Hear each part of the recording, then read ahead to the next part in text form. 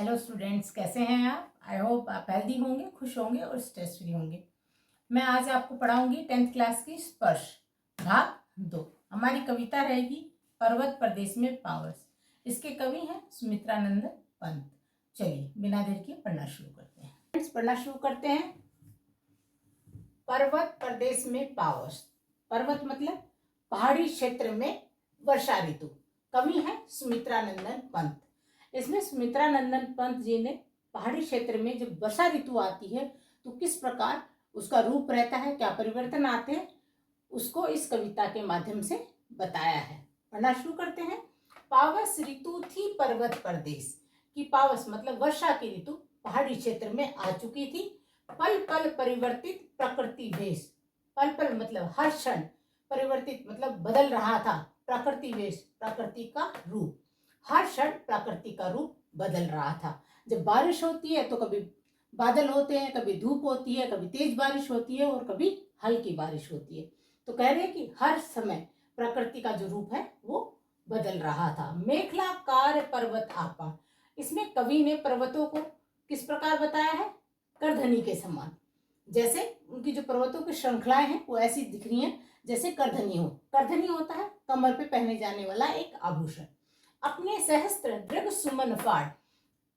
पहाड़ों पर जो फूल उगे हुए थे उसको कवि ने क्या लिया है? आंखें ली हैं पर्वत की। तो कह रहे हैं कि पहाड़ों पे जो हजारों फूल उगे हैं वो कैसे लग रहे हैं? जैसे पहाड़ों की आंखें हों। आंख रूपी सुमन फाड़ कर क्या देख रहे हैं? अवलोक रहा है बार बार नीचे जल में निज महा आकार। अवलोक मतलब देखना, निज मतलब अपना, महा आकार मतलब बड़ा सा आकार।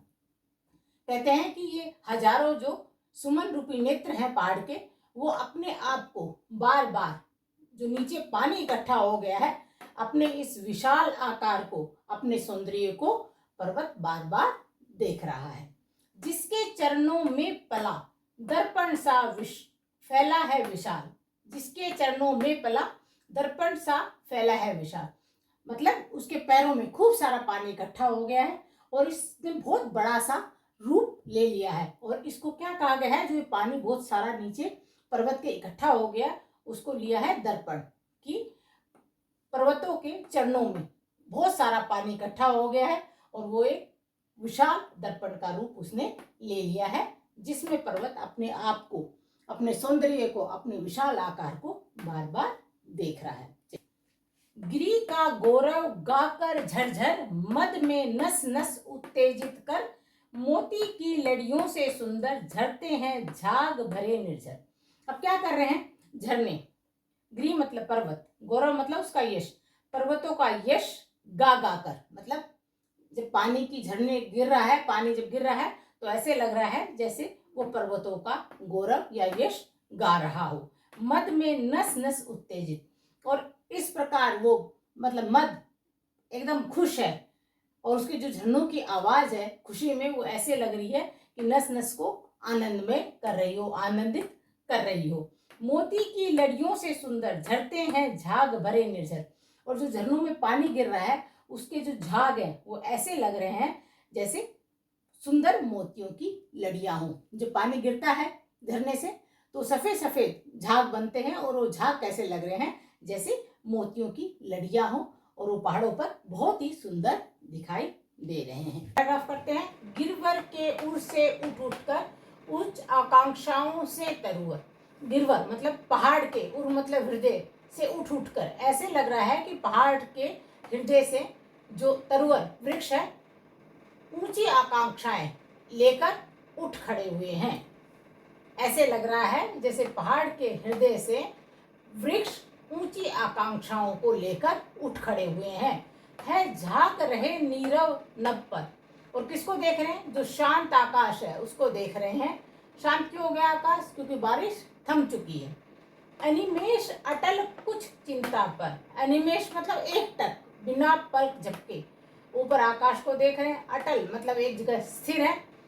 कुछ चिंता पर, लेकिन कुछ चिंतित दिखाई देते हैं। जब बारिश रुक गई है तो ऐसे लग रहा है कि जैसे जो पहाड़ है उसके हृदय से वृक्ष ऊंची आकांक्षाओं को लेकर खड़े हुए हैं और जो शांत आकाश है उसको देख रहे हैं, एक टक निहारे जा रहे हैं, बिना हिले, लेकिन उनको कुछ चिंता सता रही है।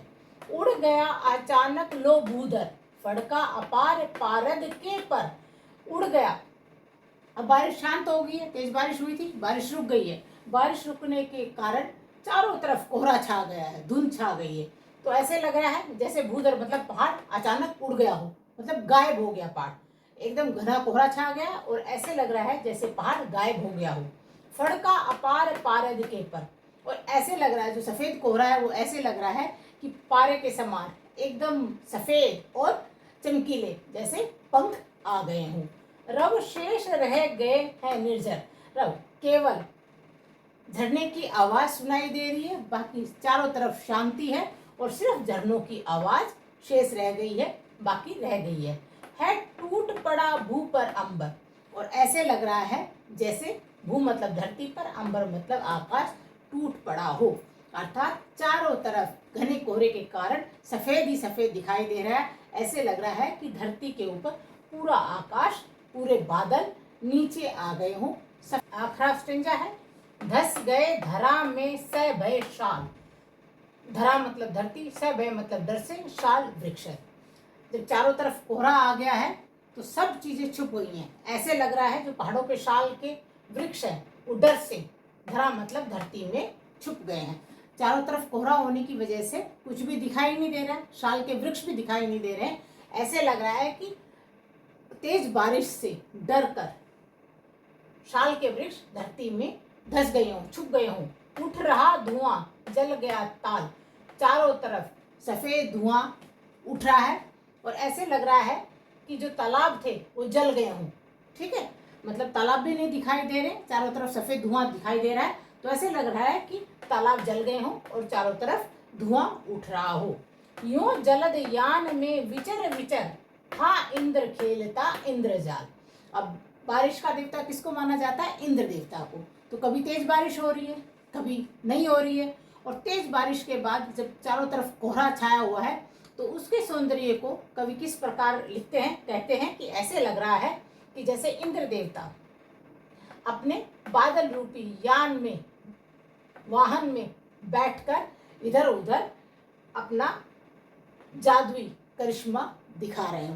कैसे प्रतीत होता है जैसे इंद्र भगवान अपने बादल रूपी यान में बैठकर इधर उधर घूम रहे हैं और अपना जादू, इंद्रजाल मतलब अपना जादू दिखा रहे हों। चलिए, ये कविता आपकी खत्म होती है। अब मैं इस कविता से जो रिलेटेड जितने भी क्वेश्चंस हैं उनके आंसर और एक्सप्लेन करूंगी, ताकि आप बच्चों को इस कविता से रिलेटेड जितने भी क्वेश्चन हैं उनके आंसर भी आपको समझ। चलिए स्टूडेंट्स, अब हम इसके क्वेश्चन आंसर ले लेते हैं इस कविता के।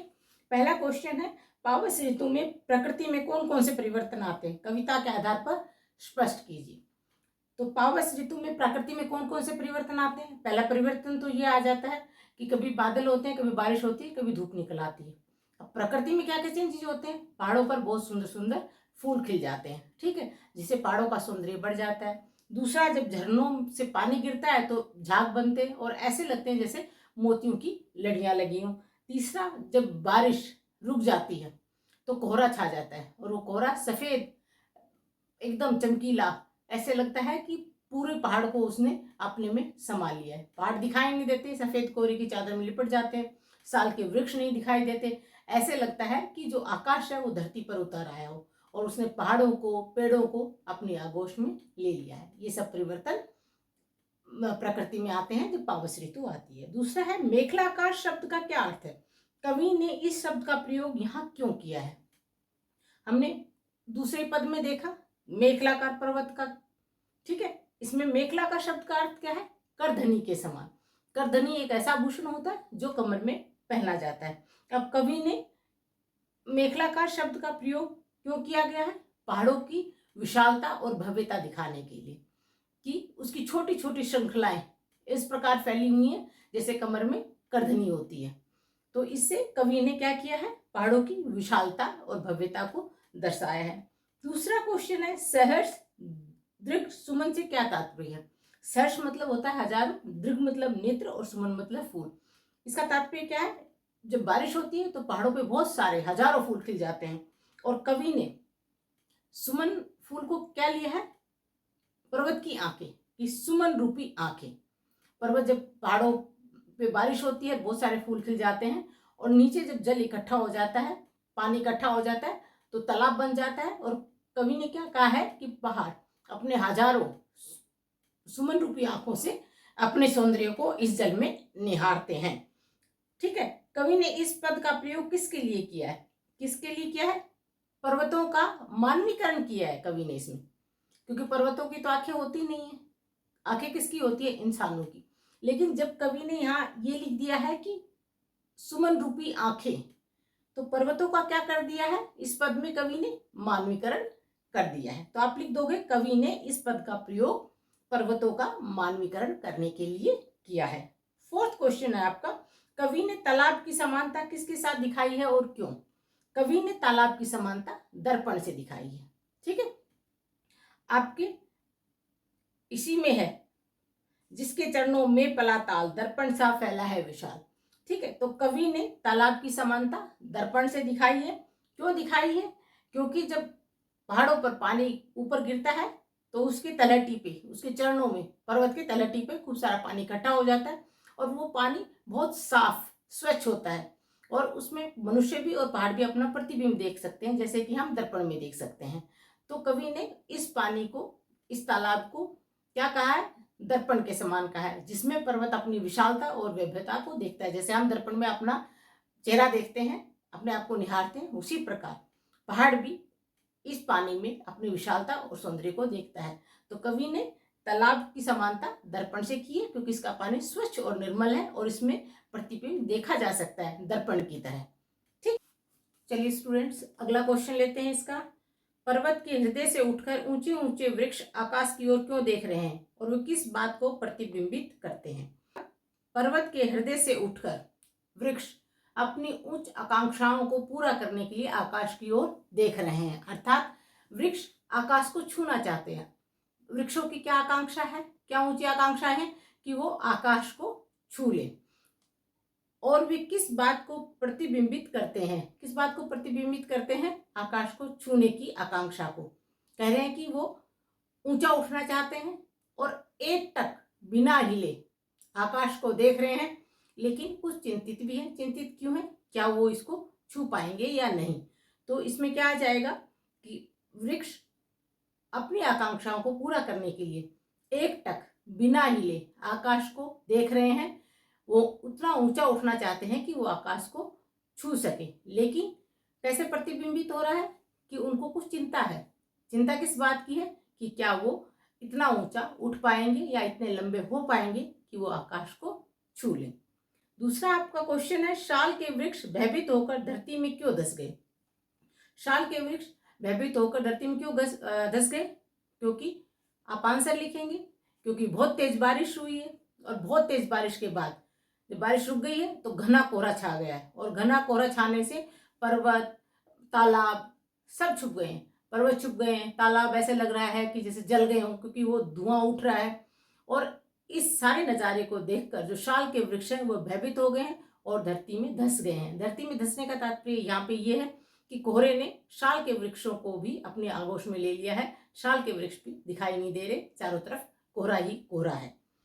नेक्स्ट आपका 7th क्वेश्चन है, झरने किसके गौरव का गान कर रहे हैं? झरने किसके गौरव का गान कर रहे हैं? झरने पर्वतों की महानता और विशालता का गान कर रहे हैं, कि झरने पहाड़ों की जो विशालता है और महानता है उसका गान कर रहे हैं। बहते हुए झरने की तुलना किससे की गई है? बहते हुए झरने की तुलना मोतियों की लड़ियों से की गई है, क्योंकि जब झरने का पानी गिरता है तो झाग उठते हैं और सफ़ेद सफ़ेद दिखाई देते हैं मोतियों जैसे। तो ऐसे लगता है जैसे मोतियों की लड़ियाँ गिर रही हों। तो बहते हुए झरने की तुलना मोतियों से की गई है। आपके साथ के साथ क्वेश्चन मैंने एक्सप्लेन कर दिए हैं। आई होप आपको समझ में आ गया होगा। इससे रिलेटेड कोई भी क्वेश्चन हो आपके मन में तो कमेंट बॉक्स में जाकर आप मुझसे पूछ सकते हैं। चलिए, आई होप जो मैंने आपको पढ़ाया है वो समझ में आया होगा। समझ में आया हो तो please do like, share and subscribe my channel. कुछ भी आपके विचार हो, आपका मेरा पढ़ाना अच्छा लग रहा है, नहीं लग रहा है, आप कमेंट में प्लीज़ लिखिएगा, ताकि मैं इम्प्रूवमेंट कर सकूं और आपको और अच्छे ढंग से समझा सकूं। अपना ख्याल रखिए, स्ट्रेस फ्री रहिए। Bye bye.